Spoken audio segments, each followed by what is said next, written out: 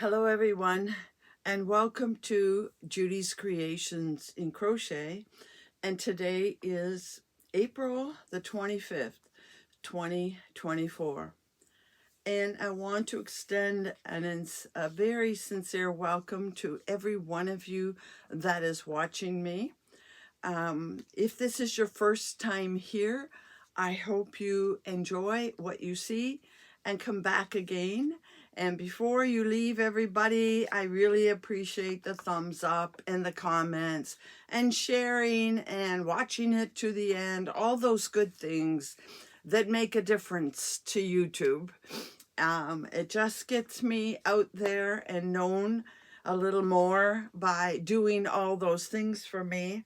I appreciate all of my returning subscribers. You're a very loyal group, and I love every one of you, and thank you for being here. Now, as you know, today is installment 2 of the Learning to Read Crochet Patterns. I'll talk about that in just a minute.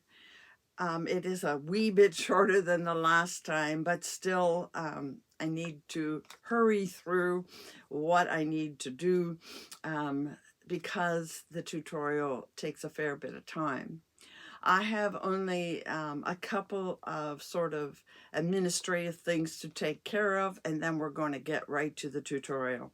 And the first one is, if I don't remember to say it later, is that the 28th of the month is coming up in a few short days this weekend. To get your finished items for the month of April, the bird cow mal into me so that I can make up the slideshow that will be on the 1st of May. Can you believe it? Next week will be the beginning of May. And as I recall, May 1st is on the Wednesday, and I will be doing the special show on Wednesday, and then I will do my normal show on Thursday, so you're going to get me double barrel. So if you have something you want to submit for the month, please get that to me by midnight on the 28th. Because I will start putting it together on the Monday. The other thing I wanted to draw your attention to is this. If you recall, just a few weeks back, it was the very end of 21st of March. It was late in March. I did a designer focus on Mariana Mueller. And at that time, she gave us a special code to use on her Ravelry site to get 25% off of any of her patterns. Now, she sent me about a week ago now, last week sometime, she sent me just a final email reminding me of that code. The code is good until the 30th of April. I will be sure to make sure the code is in the description box below this video. And she wanted you to remember that the code was still good till next week. And she particularly wanted you to know this because she is releasing a new pattern, and it is supposed to come out today or possibly tomorrow, but she's hoping it will come out today. So you'll want to watch on Instagram for that new pattern, or just check in her Ravelry listings of her patterns again.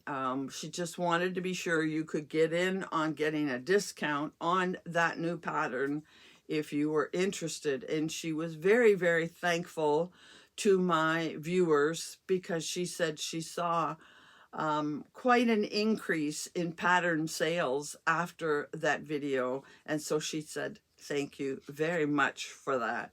And I told her I knew that my subscribers would be there for her.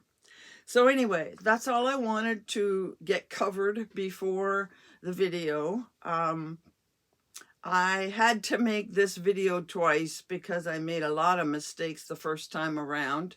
I hope uh, I didn't make too many mistakes, but I am going to be cutting one or two places in that video because there were some things that I just overdid and I need to take out. So this next part is about reading granny square or charts in the round. This is part 2. It is slightly different than those going back and forth. Now I want to say a big thank you to all of you because you did comment on last week's chart saying how helpful that tutorial was on chart reading last week. So I hope this one is just as helpful. It is a little bit different than reading back and forth. So we're going to cut here and go to the tutorial. So today we are going to look at the granny square. Here is a basic granny square, and we're going to talk about what has happened, and then we'll look at several other granny squares and variations of the granny square. There are hundreds and hundreds of different things you can do with a granny square, but we're just going to talk about the basic. So granny square is an example of something that is done, you might say, in the round, although it becomes a square. But I will show you one that is in the round, much like probably the center of a beanie, where you start at the top and work down. I think I have something similar to that to show you. Anyway, here is your basic granny square, and you can see it's just made up of slip stitches, chains, and double crochets. Now I'm going to be very careful to use the right terms. I had to retape this because I was using the wrong terminology. So hopefully you can see this. Granny squares, as you know, I'm sure every one of you have made at least one granny square at some time, unless you're very new to crochet. And the granny square starts in the middle. It can start with a magic circle or a magic loop, or most often it often starts with a chain. In this case, we're chaining 4, and then there is the slip stitch to make the circle. And then when you are ready to start and do the first round, this one isn't numbered, but I show you some that are. You're going to chain up. In this case, you chain up 3 and 2 more. Then you do the double crochet, and this double crochet looks slightly different than the other ones we've looked at. Some do that. They put the bar up higher instead of in the middle. Some put it straight and some put it angled. You'll see variations today. But after you've chained your 5, you're going to do 3 double crochets into the center, chain 2, 3 double crochets into the center, chain 2, 3 more, chain 2, 3 more, only 2 more, because you are going to slip stitch to the first chain, and this chain up becomes part of that cluster of 3. Then after you have slip stitched here, you're going to slip stitch over 1 more, and then chain up 5, and proceed much the same as the last one. Your first 3 double crochets are into the chain space below. Then you're going to chain 1, skip all of this cluster, and then double crochet, chain 2, double crochet, all into this chain 2, which is the corner of your granny square. And I think you can see that this works identical going around. A chain 1, then all of these 3 double crochets, chain 2, 3 double crochets, all into the corner chain 2 space, and so on until you get back to the beginning. You will slip stitch, sorry, am I in the wrong row, around do 2 double crochets and then slip stitch it to the 3rd chain of the beginning chain so that you have your cluster here, and then you will slip stitch over 1 more, chain up, and proceed going around with your clusters of 3, chain 1, cluster the 3 into the chain space. This is a granny square version, the basic, that you're all familiar with. The only difference from one pattern to the other is what happens in the corner. This was not the method that I learned. We may see a method that I know better in future. Let's see what's up there. Nope. I learned to chain up 3 and do 2 double crochets at that time, and then chain 2, 3, all into this first corner, so that you didn't have these, you did a slip stitch when you came around, but I don't want to confuse you. This is how this one is done. Now I have another granny square and a slight variation. This one, move it down a bit. This one is numbered each round, which is common. See, they've numbered the rounds. And when you get to more complicated granny squares, it's very helpful to have that numbering. So this one is a little different. It sort of starts the way I was used to. This one has a chain of 2, 4, 6, slip stitch it together. You're still working from a center. You always are in a granny square. You're going to chain up 3, only 3, and then double crochet twice into the center. Then chain 3. I don't find it common that you put 3 chains in the corner, but that's what this one does. 3 chains, then 3 double crochets into the center, 3 chains, 3 double crochets into the center, all the way around till you get to the end. You chain 3 here, and you slip stitch to the top of the chain 3 at the beginning. Then this is a little more like I would do in the next round, or I learned, and that is, it shows a slip stitch here. Now, I learned to slip stitch into each of these to get myself over there. And you can do that. I can't see doing a slip stitch from here to here. You'd probably have to do 2 or 3 slip stitches to get into the chain space. Then you would chain up 3, 2 double crochets, chain 1, and again 3 double crochets, all into this corner space. Then you would chain 2, and then 3 double crochets, chain 1, 3 double crochets, all into this corner. Chain 2,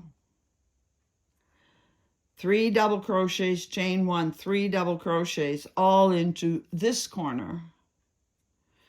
Chain 2, and then the same thing, the 3 double crochets, chain 1, 3 double crochets into this corner, and then chain 2 and slip stitch to the very top of the beginning chain. Now this is a little bit backwards. I learned to put 1 chain here and 2 chains there in the corner, 1 here, 2 there. So this is like the first 2 rounds of what I would have learned in learning a granny square. But this one changes in the 3rd round. It does your chain, 2 double crochets, chain, 3 double crochets into the corner. Then it chains 2, and it does like a modified, excuse me, a modified V. Double crochet, 2 chains, double crochet, all into this chain space. Then you chain 2, and you do your typical corner, 3 double crochets, chain 1, 3 double crochets, all into the corner. Then on the next side, you repeat the first one, chain 2, double crochet, chain 2, double crochet, all into this chain space. And it repeats that going around. And the 4th And this may be the end of the granny square. It may be small granny squares, or you could repeat. This one does a little bit different than the last round. It chains up 3, 2 double crochets, chain, and 3 double crochets all into the corner chain. Then it chains 3, it's farther across, chains 3, and then double crochet, chain 3, double crochet, all into this chain space. And then you chain 3 to get to the corner, and the corner is made the way all the corners are, 3 double crochets, chain, 3 double crochets into the corner space. So you can see that each row of this particular granny square is different. The other thing I want to point out, the last square didn't look like this, and this was a comment that came up in my last video tutorial, and that was highlighting the different rows. Well, they have done that here. Black, blue, so it helps you to keep track of what row you're on. And if you want to get out highlighters and pencil crayons or whatever, you can do that as well. But a lot of the times they highlight or they change the color of the rows as you go. All right, another variation. I have a couple of them. This one is, I don't have the entire pattern on this one. It got cut off. That's what my printer does, but you can see the key over here. And again, we have 3 double crochets together in a chain space, which you can understand from the diagram. Chains, double crochets, slip, and the corner. It gives you more in the key than you really need. Now, this looks very much like, again, the very basic granny square. So I'm not going to say a lot about it.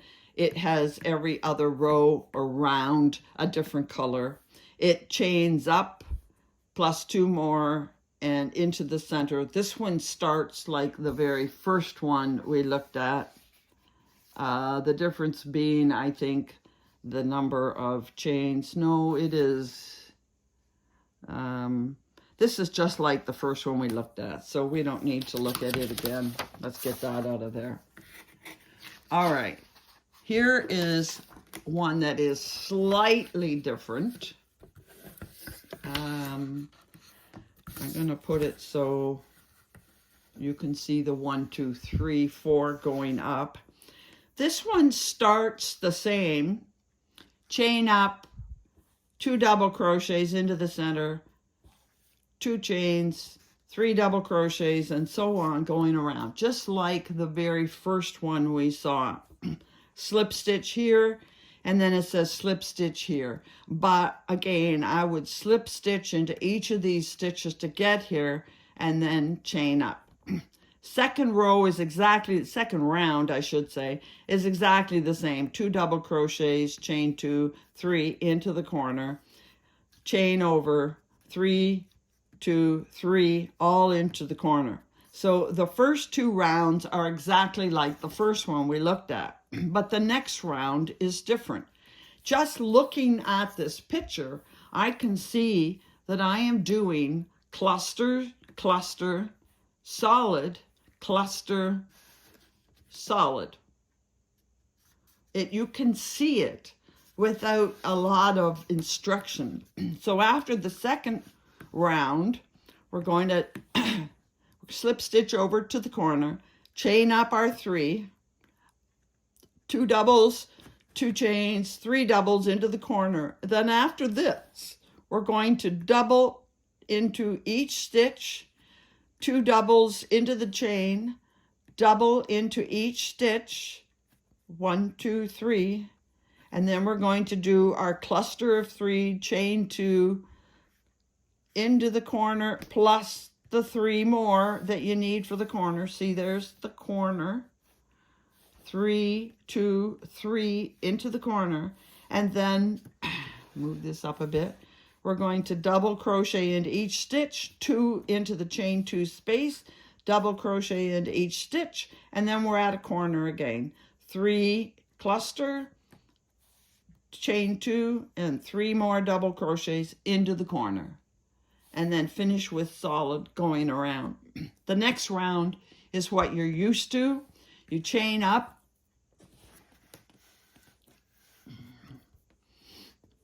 You chain up 3 and 2 double crochets. Now here is where you have to pay attention. You're going to chain 2 and double crochet into the corner, which is fine. I'm going to bring this down a bit. Now you're going to skip 1, 2, 3 stitches and do your 3 double crochets into the 1 double crochet. 3 into 1. That's a cluster. Then you're going to skip 2 and do 3 into the 1. Then you're going to skip 3. No, you're going to skip, 1, 2, 3 and do your cluster. You got to watch what's below. We skipped 3, we skipped 2, we skipped 3, we skipped 3. They must have only done 2 here to kind of make it work out with the number of stitches and into the corner. Next row is solid again, and the final outside row is all single crochets going around. So a little variation on your granny square. Here is another one. This granny square, I'm going to do, these are the same. I don't know why I have 2 the same. So I'm going to look at this one, turn it around. I like to put it so you can see the numbers up here, but I think I'm going to have to turn it this way so you can see it.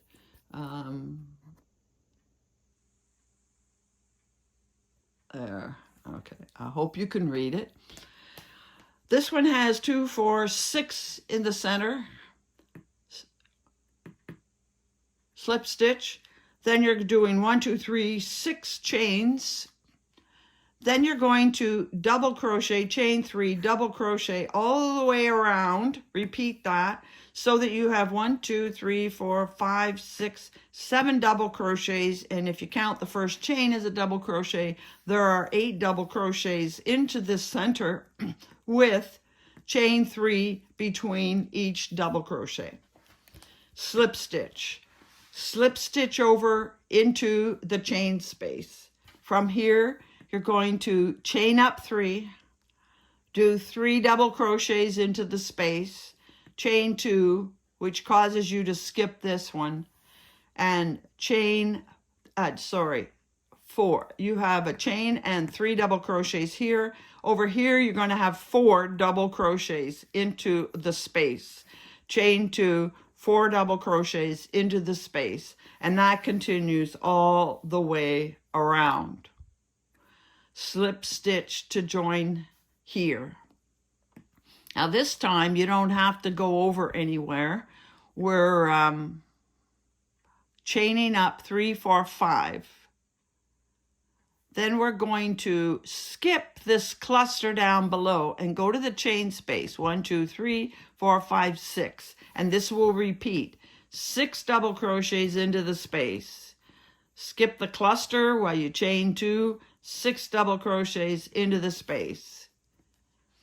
Skip the cluster, chain 2. 6 double crochets into the space, and you're going to do that all the way around. Repeat that, chain 2, skip the cluster, 6 double crochets until you get to the end, and you're only going to double crochet 5 and slip stitch to the 3rd chain of the beginning chain, and that gives you your 6 double crochets.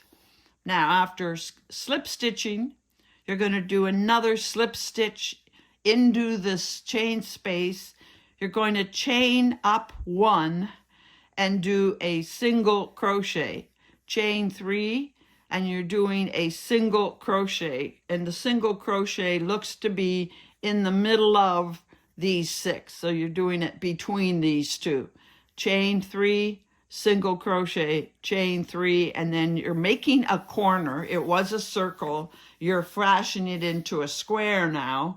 That's the best way to join them. And you're doing 2 double crochets into the center, which is between these 3 and these 3. You're just imagining a middle point.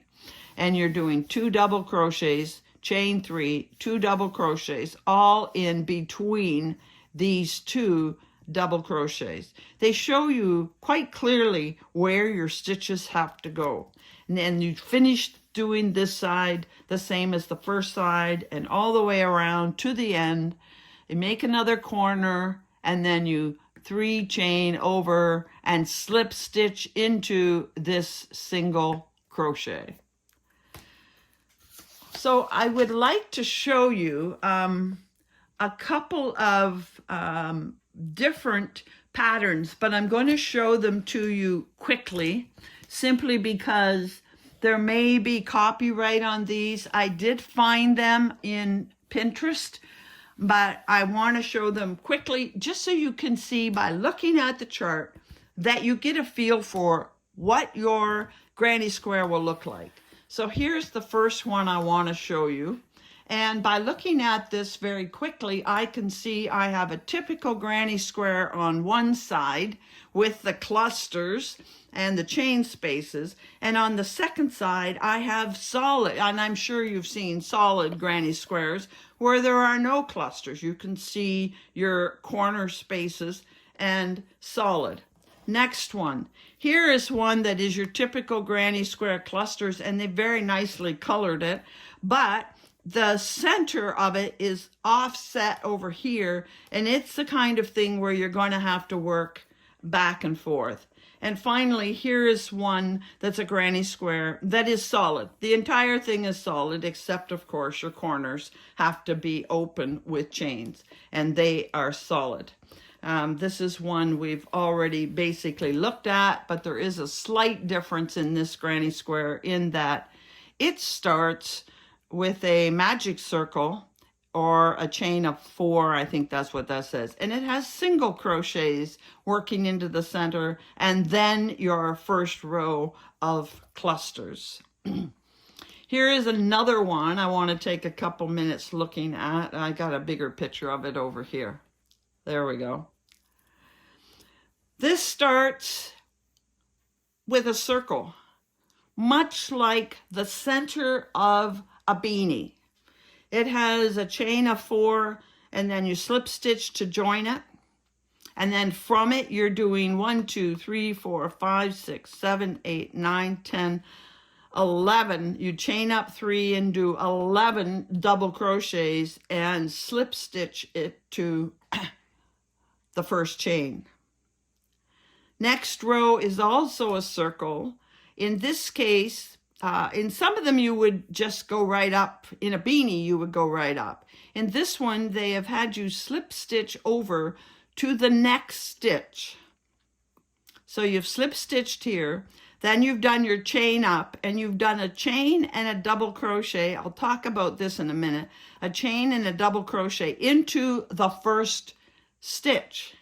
And I know when you start a beanie, you do whatever number going around, and then the next row, they put 2 stitches in every double crochet. 2 double crochets in 1 double crochet. 2 double crochets in 1 double crochet. And that's what's happening around. You're doing two double crochets in every stitch. And that would be a typical beanie.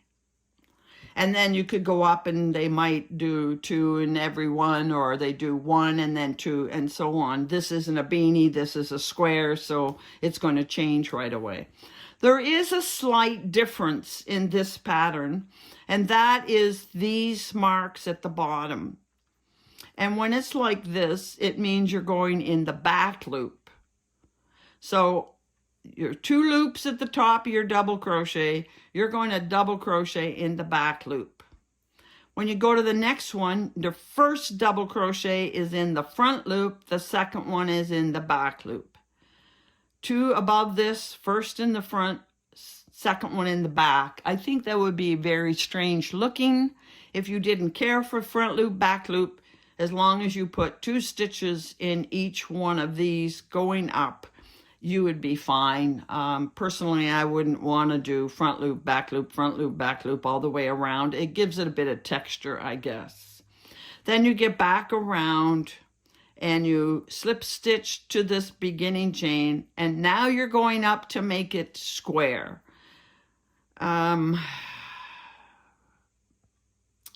I don't see, oh, okay.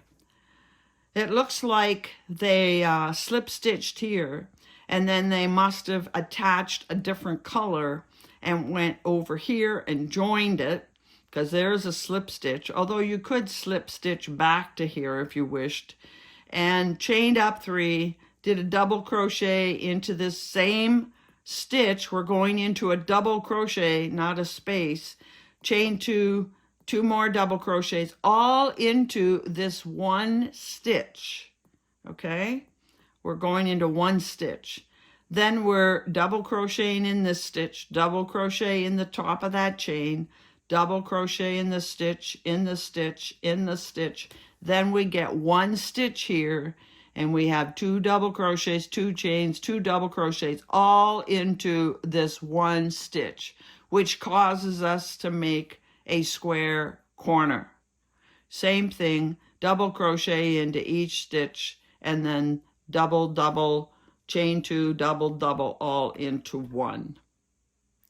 Next row is easier. It's all double crochets into each stitch or into the corner, and the last row, chain up 1 and single crochet into every stitch, 2 single crochets in the chain space, and so on going around.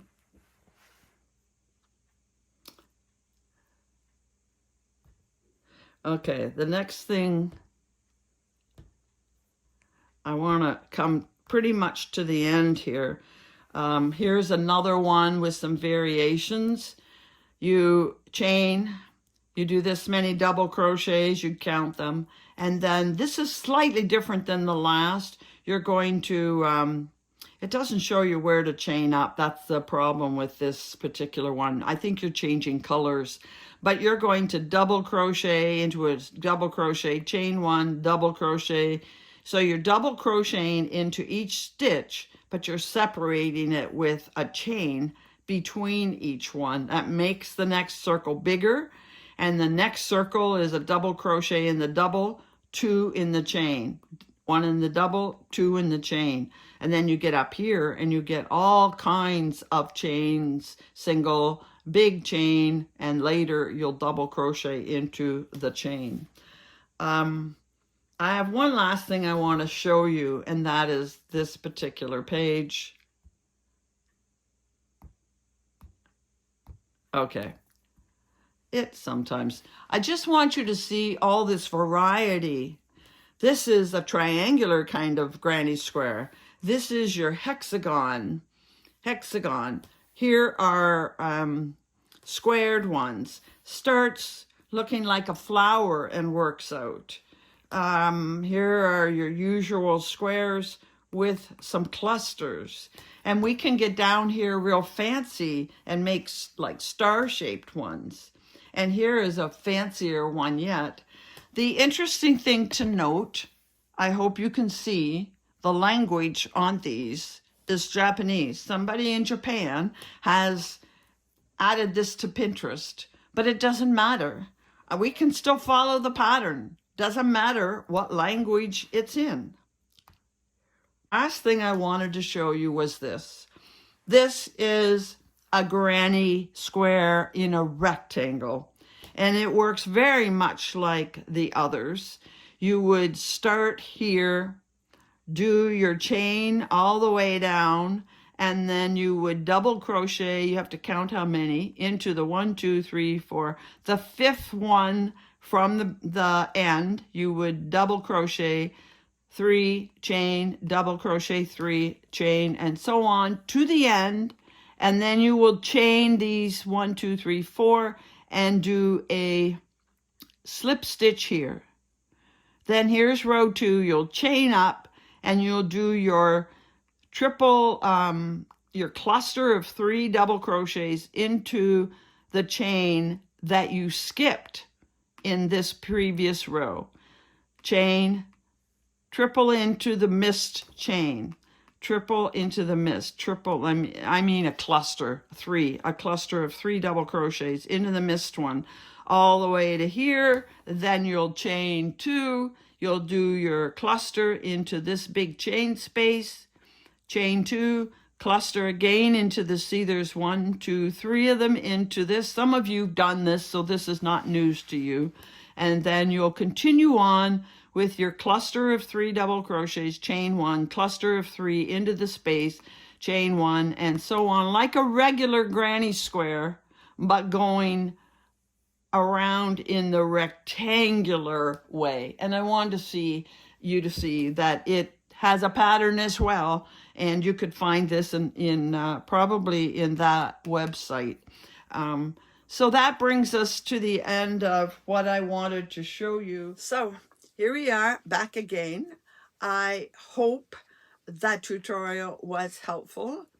I hope I didn't go on and on and on at too much length, but again, I find the more you see, the more evident it becomes, the easier you see, enough repetition, you see the patterns and how very straightforward it really is. I was, in my first version of that video, I was saying chains every time I pointed to double crochet. So hopefully by now I didn't make so many mistakes, but hopefully you also saw chains and double crochets and single crochets have become very evident to you, that you know what they are without worrying about them. So hopefully that was again a helpful tutorial. And like I said, I thought there was a bit of repetition there, so I took some of it out. Anyway, next week we will do the third part, and the third part is about shawls. I know a lot of you love to make shawls. It's my favorite thing to make. And shawls, you know, slightly different again, but once you can read a chart, you can read pretty much any chart. So we want to get on to what I have to show you today. And again, I'm going to try and make it as quick as possible so this video does not go on forever. One thing I want to mention that I didn't in the first part before we get going is a big thank you to all of you that responded to my big surprise video of mystery bags for sale. The response was overwhelming. I still have not finished filling them all. I think I will have enough supplies for everybody that I heard from. And I have to tell you, you got a real bargain, because it turns out I've done about half of the original order, and every one of them, the shipping was right around $30, not $20. So you saved on the shipping and you got way more than your value in the yarn. So I really hope everybody enjoys it. I do have to tell those of you that ordered, the first 5 or 6 of you, I was so engrossed in trying to get you good quality in your bag and everything, and I was kind of doing an assembly line kind of thing, that I closed them up before I actually thought to sit down and write a thank you. I always write a thank you and put little goodies in it, and I didn't do it. So I went back and found a way to make up a little packet that I taped on the outside of your bag. So I hope you check the outside of your bag on the back and find that little goodie bag and open it as well. Sorry for the confusion. The rest will have them inside. I'll find a way to get them in. Okay, so let's move on. I want to talk FOs, and then we'll see what time I have left to look at yarn acquisitions. So as you know, I was working on 2 things, 2 different shawls. And the first one I finished because I said I wanted to get it done first was this shawl here. And this is called the Subtle Wave Shawl. This mannequin does not, it's pretty stiff, it's old and it's metal and it's kind of stuck, so it doesn't come down as low as I would like. But this is the Subtle Wave Shawl by, I think it's Sarah Kennedy. I will link it down below. And I was making this for Gary's Mal. And I showed it to you. I don't know if it was finished or just close. But I finished it since last time. What I found very surprising is this really blocked out. When I measured it to start with, it was about 58, maybe 60 inches across and 28 inches down to the center point. After I blocked it, it was 90 inches across, and it is 40 inches long. It is a big shawl. So just so you get an idea, I did not make it quite as long as it said. I didn't put as much of this final color on. I wasn't as happy with this color as I like. But what really pleased me was these big clusters. You can see one there. There's another one up in the blue, but there is a big cluster and cluster. These are what make the waves. And then I did smaller ones down here. They were all bunched up and they blocked out beautifully. So I'm going to take this off so you can see the top part better. And I am really, really glad I added in this dark blue from what I originally picked. There's some more of those waves. And I'm happy that I put in this creamy color because it made for, I think, a little better transition. Now, I do want to make a commentary on this pattern. I was supposed to repeat some of what happened up there down here again. Same idea, and I didn't. I was not happy. I was not happy with this pattern. It was, I have to think it was done by an amateur because the numbers and the way things fit in the rows, I'm a mathematical person, so things should fit precisely, and hers were unusual. And the part that was really unusual is she did these two clusters in one row, and then if you were doing them in the next row, you would think they would fit in the middle. But you can see that the chains and stitches between it are off center on here, and the middle here is not in the middle. So everything is kind of off kilter in the next row. And it was kind of weird to me. So once I kind of changed this a wee bit. I did 2 rows of posts rather than whatever she was saying. And then when I got past this one, I think I went up to here somewhere, I continued the rest just using some of the plainer rows she had. I did this, and I did it more centered than hers, although mine weren't as big. And I did my own thing to finish it off. I used her final row. So, but I'm happy with how this turned out. It is very big. It is very squishy. This was made, I was using a sport weight. Oh yeah, Buttery Sport was what the kit was. By the way, I'll put a picture of the inspiration, the yarn kit. I'll put a picture of it. And after that, I'll put a picture of my mood board because this was done for Gary's mood mal, and I've already sent him the pictures. And when I decided to add, this is Buttery Sport. When I decided to add to it, I had to do a sport. And this is Mirage Sport here and again here. Now, Mirage Sport is very, very luxurious. Buttery Sport is 100% superwash merino. But Mirage is 70% merino, 10% cashmere, 10% baby camel, and 10% silk. So that's what's up near the neck. So I'm happy with how that finished out. And I have plenty of everything left. I never used this one. And you know, I took the gray out. I have the lighter blue left. I have lots of the darker blue. I might put these together in something. And I have little bits of the two neutral colors, and that's my outside color. It turned out to be more green than I expected it to be. So that is my major finished object for the week.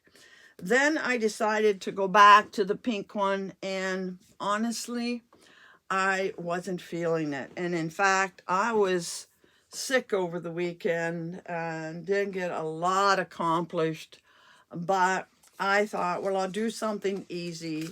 So I moved on and did a lovey. There's the sloth.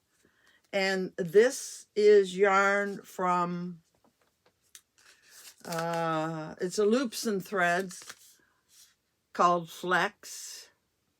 And it's a number 4 weight, 79% acrylic and 21 polyester. It's a number 4 weight, and it has 324 meters, 355 yards in a ball.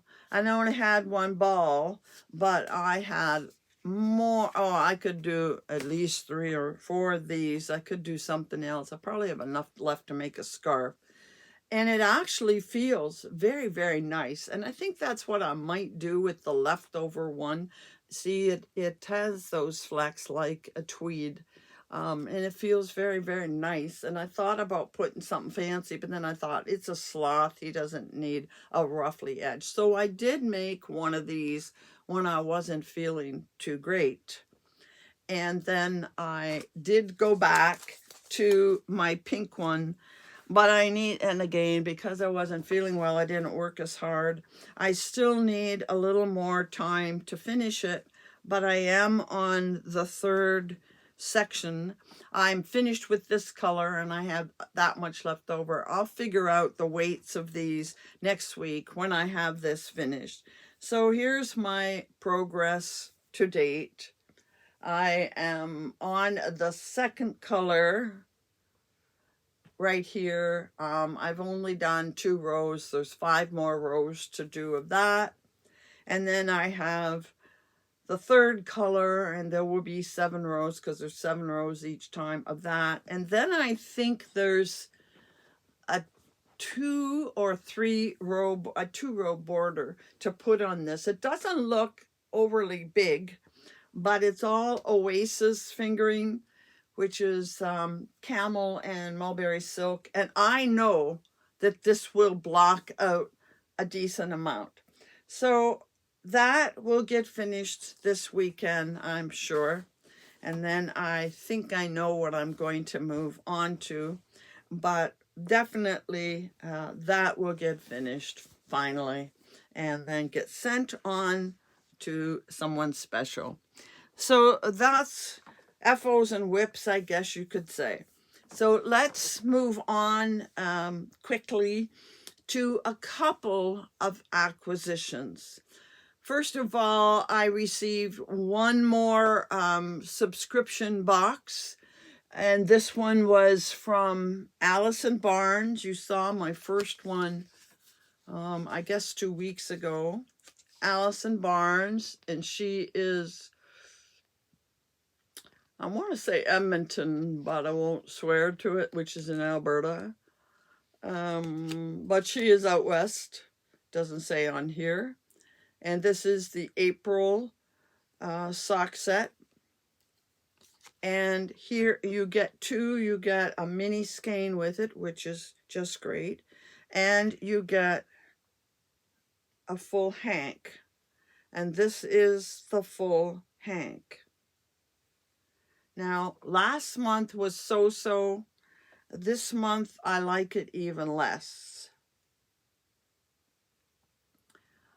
I just don't see myself using this particular, not when I have so much yarn here to choose from. This would be one of the last ones I would choose. And I'm sure some of you would absolutely love it. And for that reason, it's going to be in a giveaway at some point. Not sure when. I'll keep the mini and add it to my collection. but this one I will likely give away. And I have already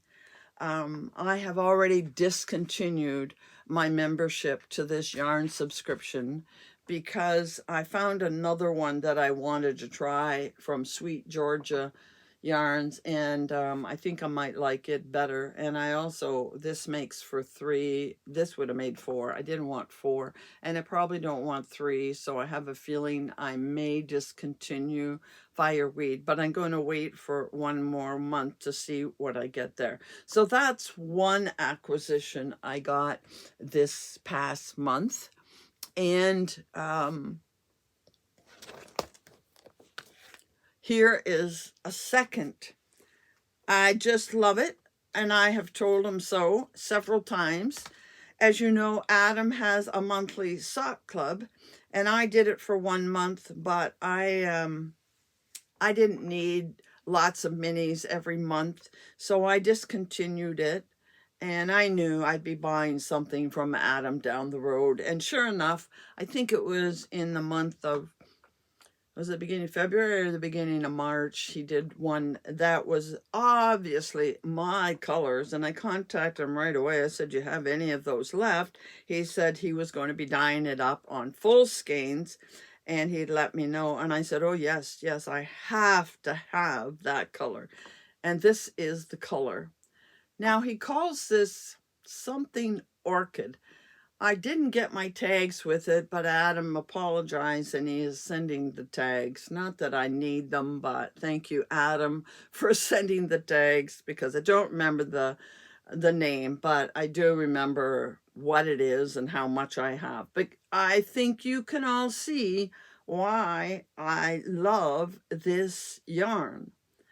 And I've watched him stitching this up. Now he is doing it in a, I believe, a cowl, something that goes around and it's not big.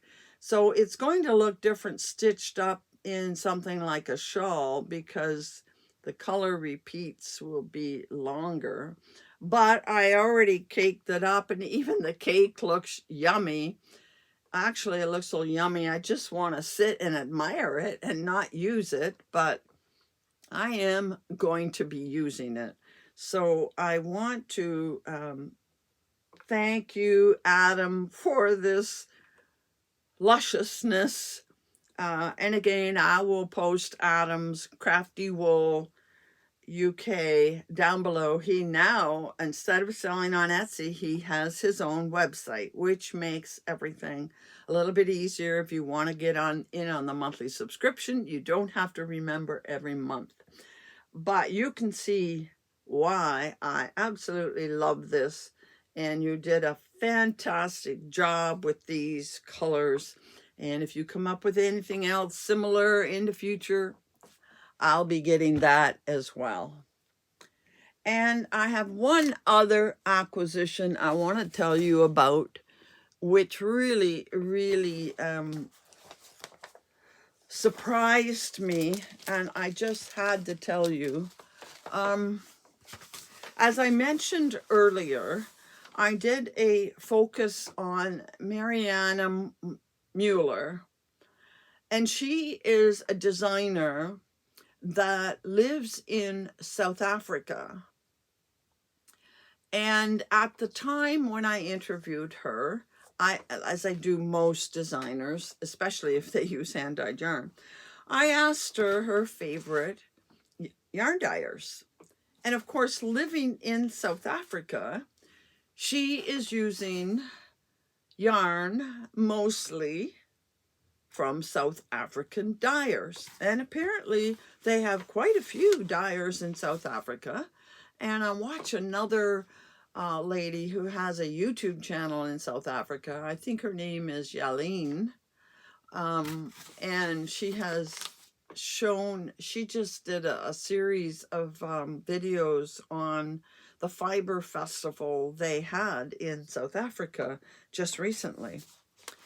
But anyway, she named 2 dyers, and I went and looked at both of their sites. Well, the one was closed at the moment because she was at the Fiber Festival, The other one still had something up, but I could see that she shipped using DHL.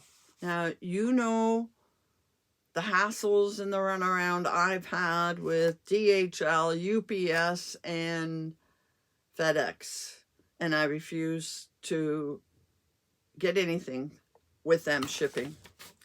And I told Mariana that, and she said, well, that's the only service they use down there because nothing else is dependable, I guess. But anyway, so that was enough of that. I did not do anything further with it. Well, about a week, 10 days later, because I did start to follow all of them on Instagram, especially Naughty Habits. And the designer behind Naughty Habits contacted me. And she said, I had a very successful time at the Fiber Festival. And because it was such a success, I believe in paying it forward. So I would like to send you some yarn. What is your favorite color? Or what are your favorite colors? I wrote back and I said, well, that's very nice of you. You don't need to do that. I really appreciate it. And I told her my favorite colors. And then we had a little more conversation. And again, she stressed that she was just paying it forward because she believed in that. And she wanted to send me some yarn. Now down there, a lot of their luxury yarns are 90% merino, 10% linen. And Mariana told me how she loved that yarn. And we didn't talk about what yarn she was going to send me, but she did send me samples of their 90% merino, 10% linen. And of course, in my favorite color. And I thought she'd be sending me one skein of yarn. Well, of course, before it got here, I get notification from DHL. But I knew this was going to happen, but I thought, okay, I'm getting the yarn free, and it's a very small package. How much can they charge me? And they charged me $25 to receive this yarn, but I'm not complaining. But I won't be making orders, you know, like I usually do, because I know it would be much higher. But here is the yarn she sent me.